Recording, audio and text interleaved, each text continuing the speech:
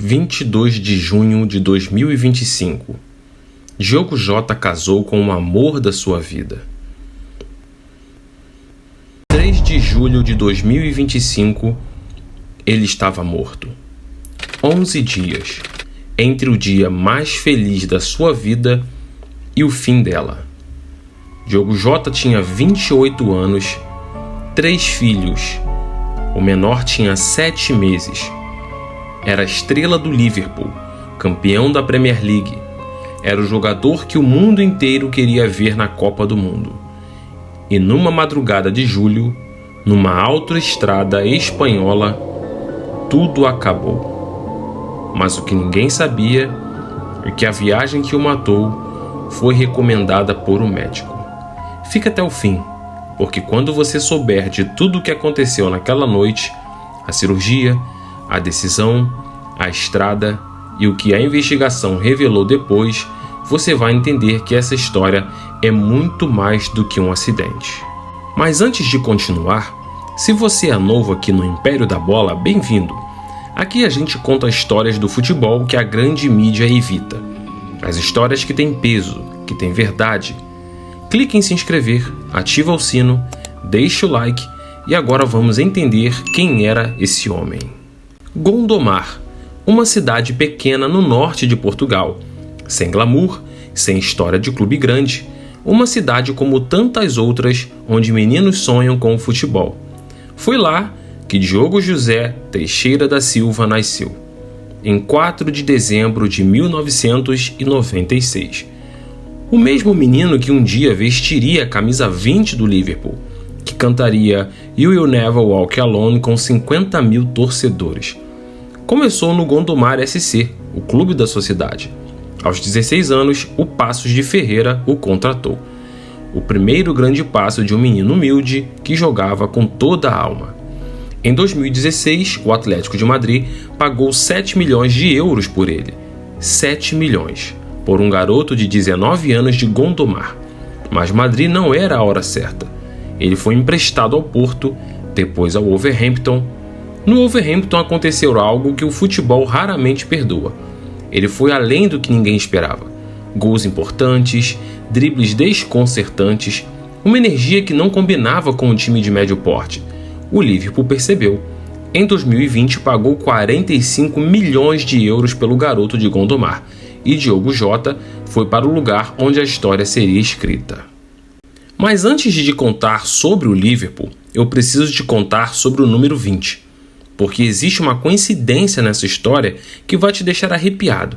E quando você entender o que o número 20 significa para Diogo Jota e para o Liverpool, vai entender por que o clube tomou uma decisão que nunca tinha tomado em mais de 130 anos de história. No Liverpool, Diogo Jota se transformou. 182 partidas, 65 gols, 26 assistências. Números que poucos atacantes do mundo podem apresentar. Mas os números não contam tudo, porque Jota não era apenas eficiente, era especial.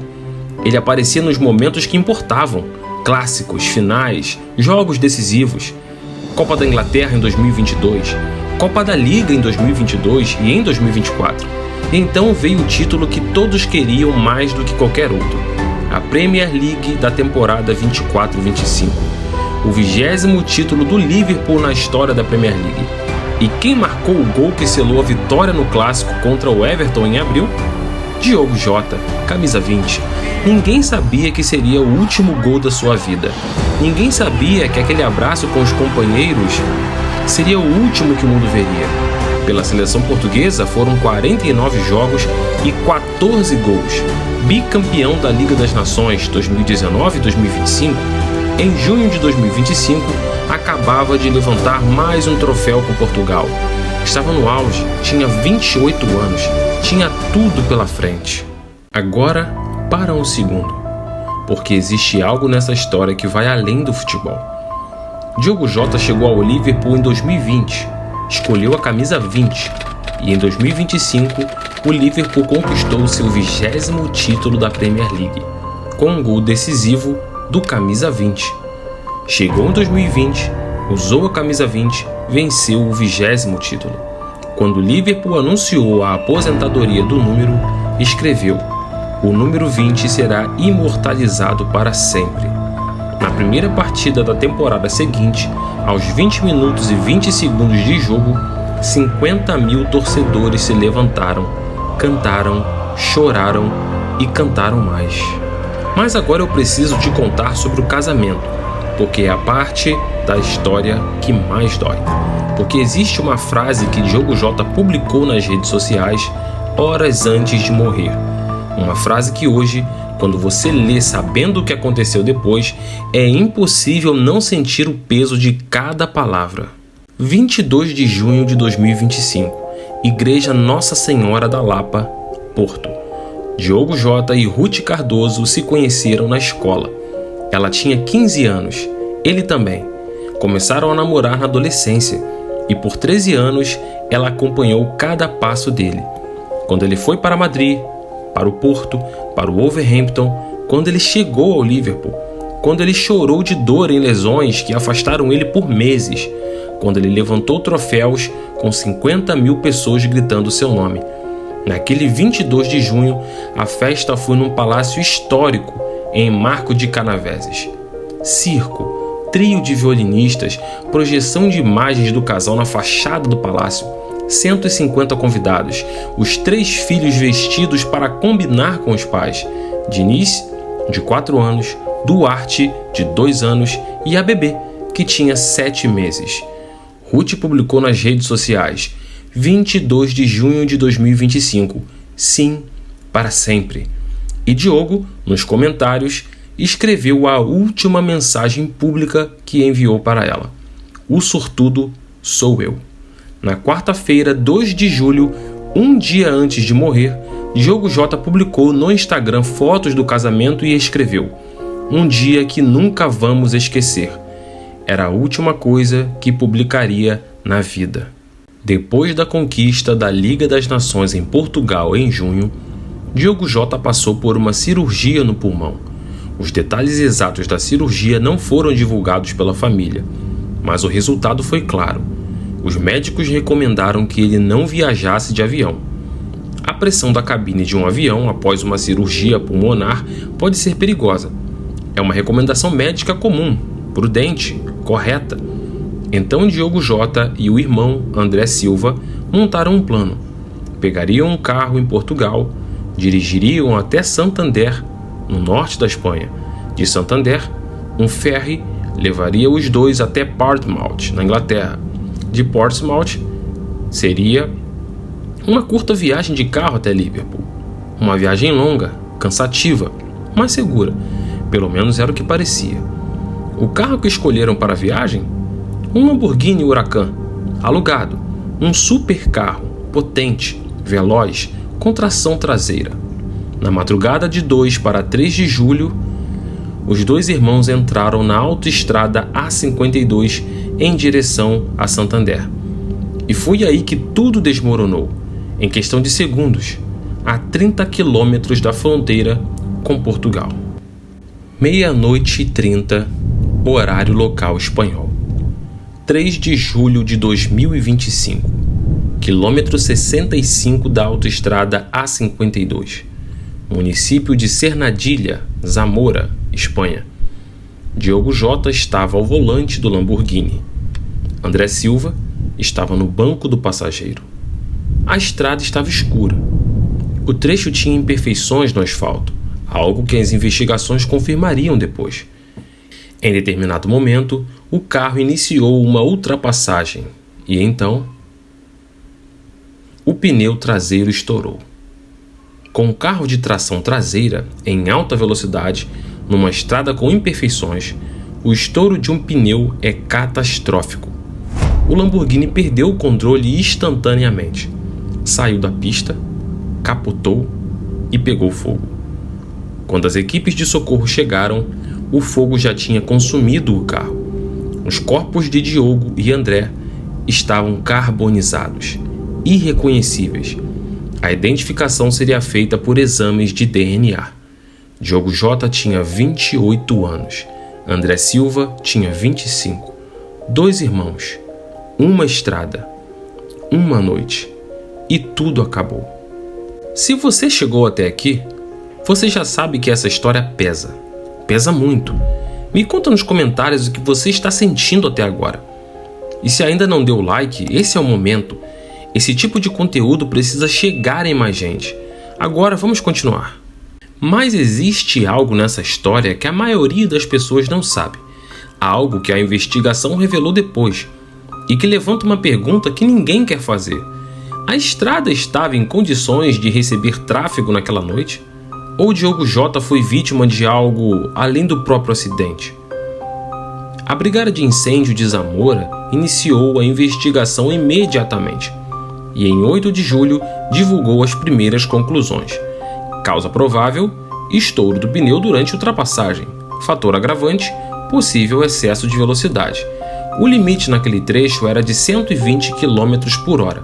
As marcas no asfalto indicavam que o carro ia acima desse limite. Mas então surgiram os caminhoneiros. 2 caminhoneiros portugueses que estavam na A52 naquela noite disseram à imprensa: não estavam em excesso de velocidade. A estrada estava em péssimas condições. José Aleixo Duarte afirmou que o Lamborghini passou por ele 5 minutos antes do acidente. Estava a uma velocidade moderada, completamente calmo. O segundo caminhoneiro foi mais duro: a minha consciência está tranquila. Dou a minha palavra à família, não estavam em excesso. Javier Lopes Delgado, especialista em segurança viária de Avesi, disse ao jornal La Opinión: o estado do asfalto, a posição da barreira e a velocidade contribuíram juntos para a tragédia. Em outras palavras, talvez não fosse só a velocidade, talvez fosse uma estrada que nunca deveria ter recebido aquele carro, aquela noite e aquela ultrapassagem. A investigação final ainda não foi concluída. O laudo definitivo da Brigada de Trânsito de Zamora ainda está pendente. E talvez a resposta completa nunca venha. O que sabemos é isso: Diogo Jota foi de carro porque não podia voar. Escolheu um carro potente para uma viagem longa, numa estrada que especialistas dizem estar em condições ruins. E num segundo, tudo acabou. A pergunta que fica é: se a estrada estivesse em boas condições, o pneu teria estourado? Se Diogo pudesse voar, estaria vivo? Algumas perguntas não têm resposta, e essa é uma delas. O funeral aconteceu no sábado 5 de julho, na Igreja Matriz de Gondomar, a mesma cidade onde um menino começou a sonhar com futebol. Virgil van Dijk e Andy Robertson, companheiros de Liverpool, viajaram até Portugal para estar lá. Trouxeram 2 coroas de flores, uma com o número 20, outra com o número 30 de André Silva. Em Anfield, milhares de torcedores criaram um memorial espontâneo. Flores, cachecóis, camisas, fotos. Jordan Henderson, ex-capitão do Liverpool, foi pessoalmente e não conseguiu conter as lágrimas. O Liverpool tomou 2 decisões que disseram tudo sobre quem era Diogo Jota. Primeira, pagou os 2 anos restantes do contrato para a família. Ruth Cardoso, Diniz, Duarte, ABB sem um nome revelado. O técnico Arne Slot disse: muitas pessoas podem achar que isso é normal, mas não é. Segunda, aposentou o número 20, para sempre, em todas as categorias. Pela primeira vez em mais de 130 anos de história do Liverpool, nenhum outro jogador jamais usará a camisa 20 no clube, em nenhuma categoria, nunca. E em Gondomar, o clube onde tudo começou lançou uma camisa especial, com os rostos de Diogo Jota e André Silva impressos no tecido. Mais do que uma camisa, uma homenagem eterna. Ruth Cardoso, semanas depois, foi a Fátima, com a aliança de casamento na mão, e rezou por um homem que prometeu para sempre e partiu 11 dias depois. Diogo Jota não era apenas um jogador de futebol. Era um pai, um marido, um irmão, um menino de Gondomar que conquistou o mundo com raça e talento e partiu num instante, deixando 3 filhos que vão crescer ouvindo histórias sobre quem ele era. Uma esposa que ficou com a aliança e a dor, e um número 20 que o Liverpool prometeu que nunca seria de mais ninguém. Forever 20. Se essa história te tocou, deixa o like agora. Compartilha com alguém que precisa conhecer essa história. Se inscreve no canal se ainda não se inscreveu. Toda semana tem uma história como essa aqui no Império da Bola. E ativa o sino para não perder nenhuma. E antes de você ir, me conta nos comentários. Você lembra onde estava quando soube da morte de Diogo Jota? Comenta aqui embaixo. Até o próximo vídeo.